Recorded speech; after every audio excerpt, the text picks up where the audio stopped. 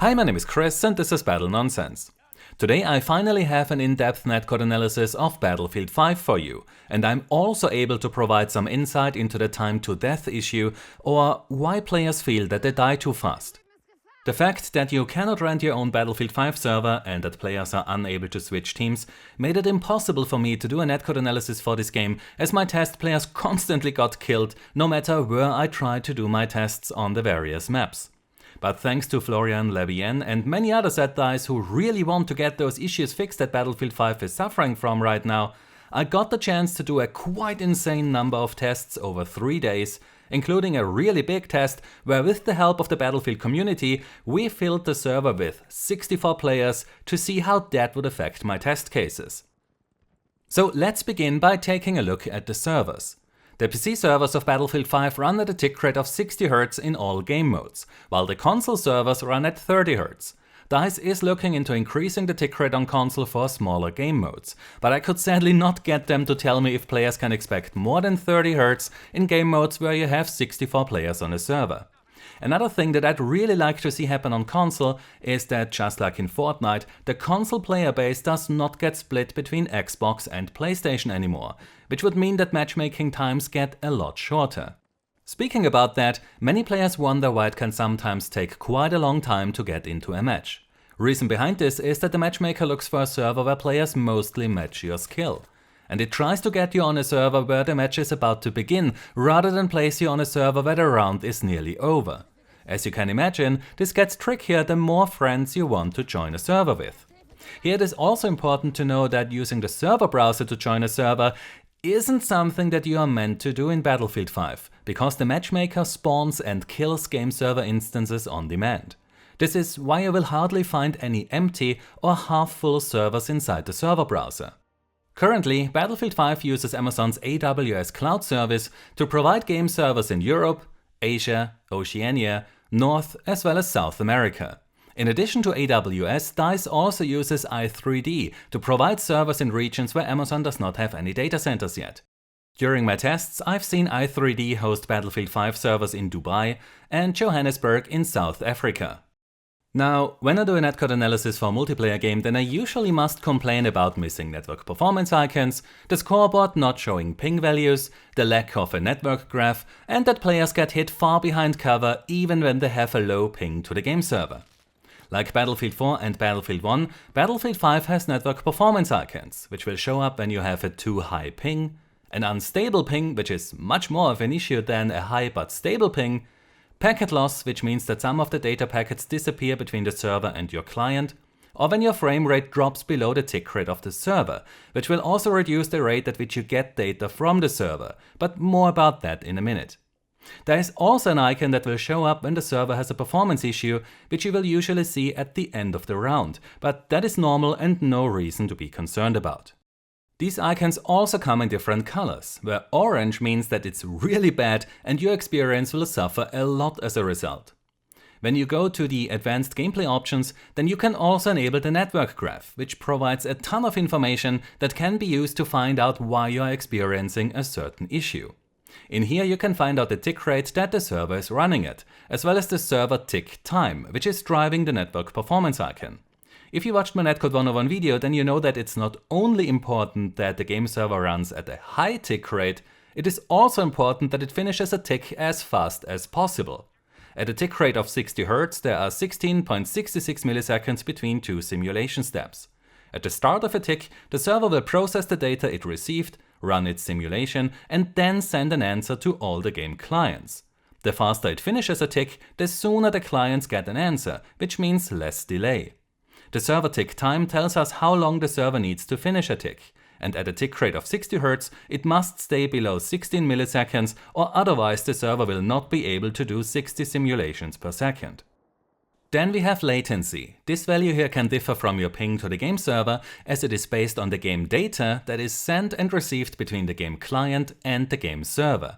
However, unlike other games, it does not include the processing delays of the game client, and so it is unaffected by the frame rate that the client is running at. Network variation tells you how stable your ping or latency is.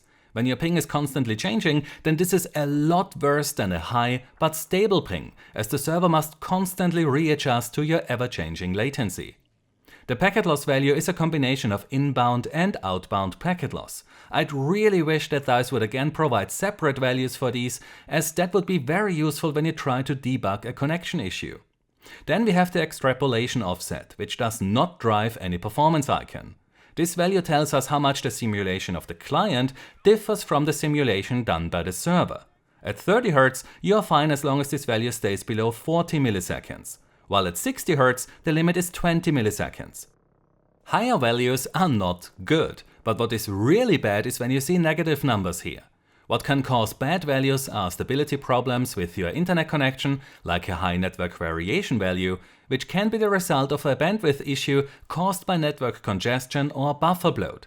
In the description down below you can find a link to a video where I explain how you can find out if you are suffering from the effects of buffer bloat and what you can do to fix it. Another issue that can affect the extrapolation offset is a fluctuating frame rate, where client stalls or freezes are especially bad. Next is the downstream bandwidth in kilobits per second, which tells you how much bandwidth the game client currently uses. Then there is the receive rate. This tells you how many updates per second you receive from the server. This value is usually the same as the tick rate. However, when your frame rate drops below 49 FPS, then your receive rate will be reduced to 30 Hz. Because for your system to get the most out of 60 Hz, it must also be able to display at least 60 frames per second. This is why you will see the low FPS warning icon when your frame rate gets too low. Also, when your internet connection isn't able to handle 60 updates per second, then the server will reduce the rate at which you receive data. However, the server will increase its send rate again as soon as your frame rate or bandwidth recovers, so you don't get permanently locked to a lower receive rate once you experience an issue. Then we have three values that did cause a lot of confusion during the Battlefield 4 days, because many players frankly had no clue how to read them. Client fired shows the number of bullets that you fired. Client hit tells you how many times your client registered a hit. And server hit shows you how many times the server told your client that you dealt damage to an enemy. Just like Battlefield 4 and Battlefield 1, Battlefield 5 uses a client-side server authoritative hit registration. This means that when you shoot at an enemy, then your client tries to figure out if you hit something. And if you did, then this will result in a client hit. But you won't see a hit marker or any other kind of hit confirmation unless the server confirms that you hit something, which will increase the server hit value in the network graph. Now, the reason why players misinterpret the hit information in the network graph is that when you get a client hit, then you do not necessarily get a server hit and vice versa. Like explosives or shotguns can create more than one server hit. And when you fire at a tank with your SMG, then this will give you a client hit, but no server hit, because it didn't deal any damage. So when you see that the client hit value differs from the server hit value, then this does not necessarily mean that there is a netcode issue. To mitigate the issue of players receiving damage behind cover, DICE introduced a feature in Battlefield 1 that caused the player's hit registration to change from client-side server authoritative to fully server-side as soon as he has a ping of more than 150 milliseconds. In Battlefield 5 the limit is 160 milliseconds. In Battlefield 1 the player was made aware of that by this icon in the top right corner. So when that icon showed up, the player knew that he now had to lead his shot to compensate for his high ping. This effectively limits how far behind cover a player with a low ping will receive damage. So when the shooter has a latency of less than 160 milliseconds, then he does not have to lead his aim, and the hit client as well as the hit server values will increase by 1 when he hits an enemy player. As soon as the shooter has a ping of more than 160 milliseconds, he gets moved to the server-side hit registration, which you can see inside the network graph, as now only the hit server value increases by 1. The reason why he does not have to lead his shot yet is that the server still compensates 160 milliseconds of latency.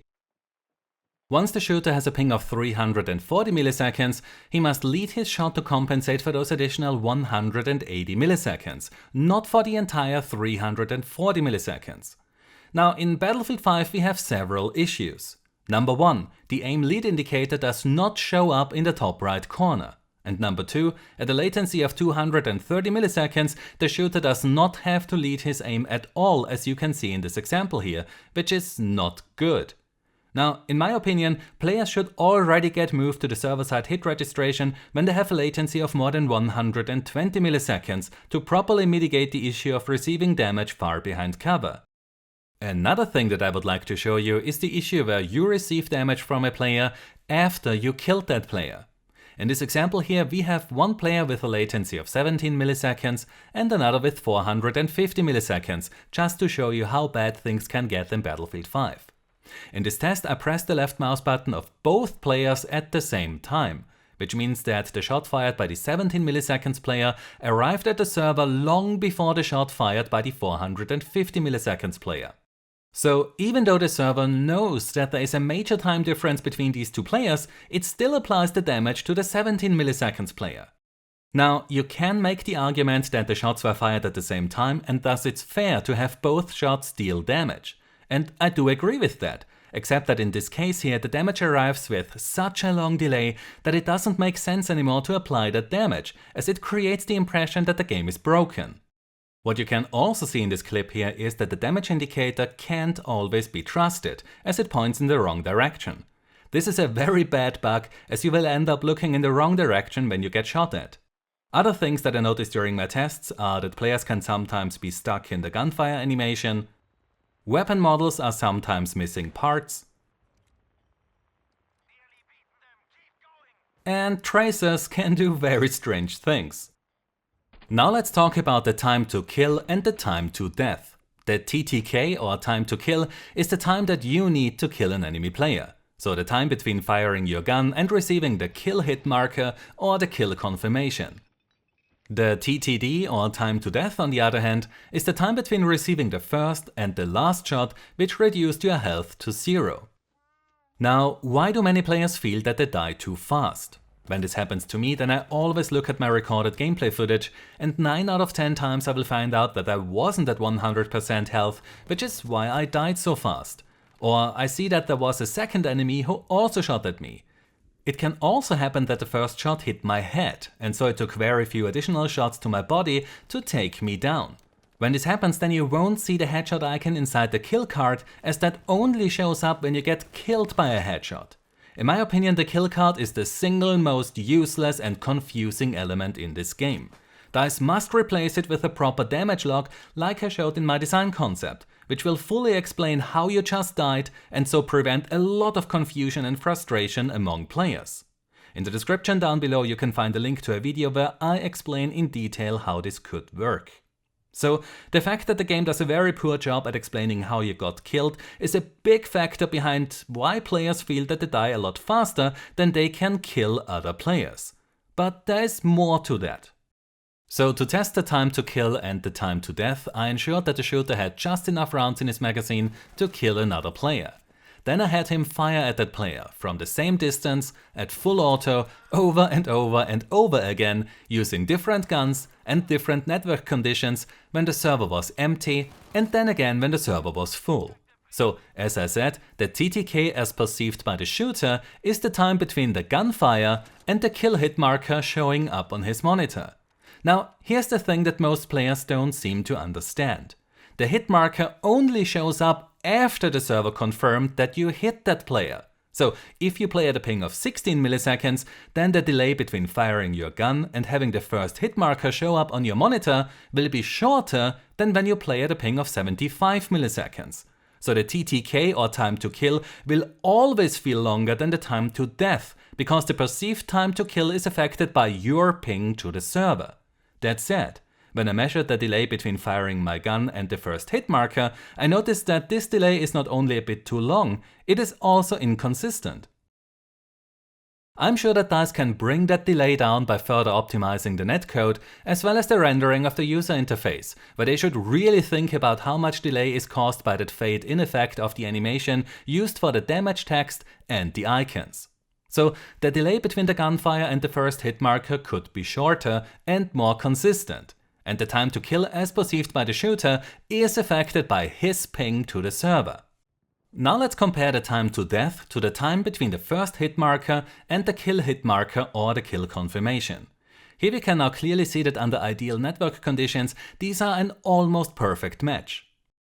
So under ideal network conditions, and when we ignore the ping of the shooter, the time to death almost exactly matches the time to kill. My tests also showed that this is not affected by how many players are on the server or which gun are used in my tests. The time between the first hit marker and the kill confirmation was always the same as the time between receiving the first shot and the last shot that killed the player. So that is pretty good news, as it would be horrible if we would see issues under ideal network conditions. Also good is that when I had the shooter suffer from packet loss, then even at unrealistically high values, this did not lead to super bullets, where the other player would then receive the damage of multiple shots in a single update. However, what causes this issue is when the shooter suffers from network variation or an unstable ping. When this happens, then it will trigger super bullets that can effectively cut the time to death in half, as you can see here.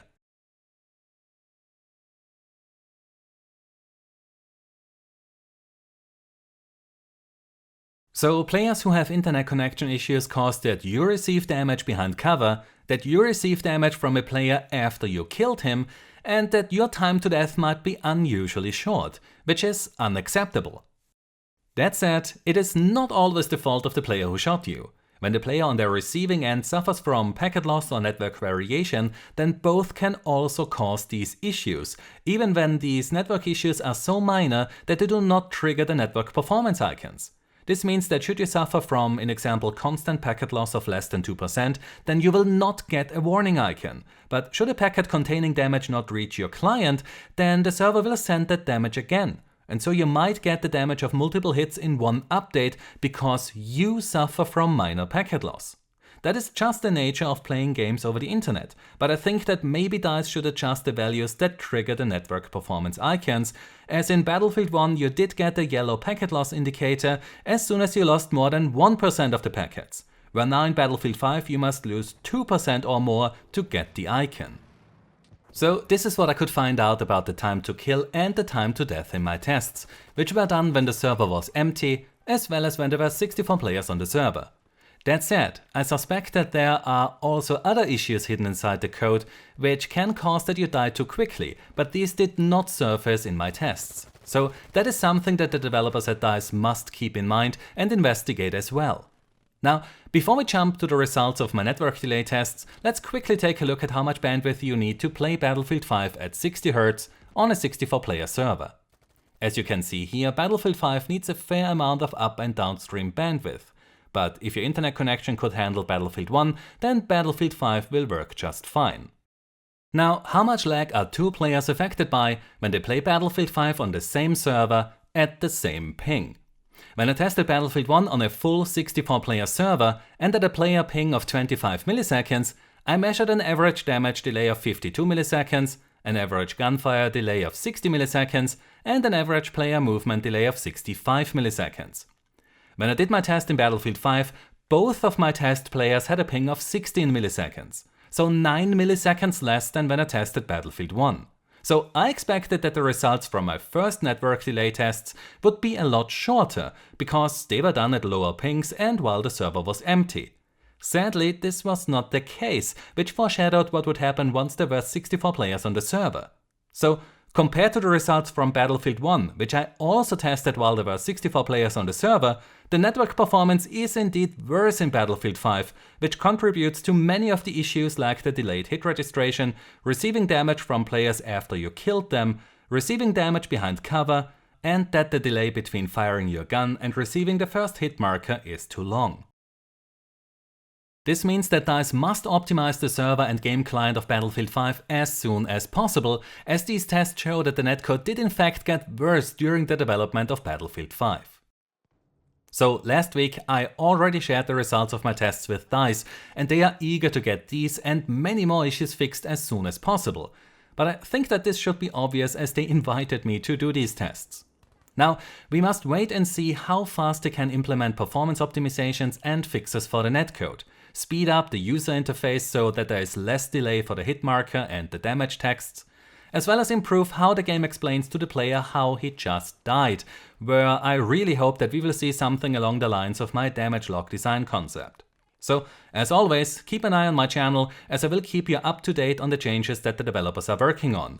And you can be sure that I will put these fixes and improvements to the test to figure out if they actually work. If you enjoyed this in-depth netcode analysis of Battlefield 5 and like the content that I release on my channel, then I would be very grateful if you could support me on Patreon. Without the awesome support that I get from my patrons, Battle Nonsense would simply not exist anymore. So you can find a link to my Patreon in the description down below, where you will also find links to my social accounts in case that you want to stay up to date on the videos that I'm working on. So if you enjoyed this video, then please give it a like, subscribe for more, and I hope to see you next time. Until then, have a nice day and take care. My name is Chris, and this was Battle Nonsense.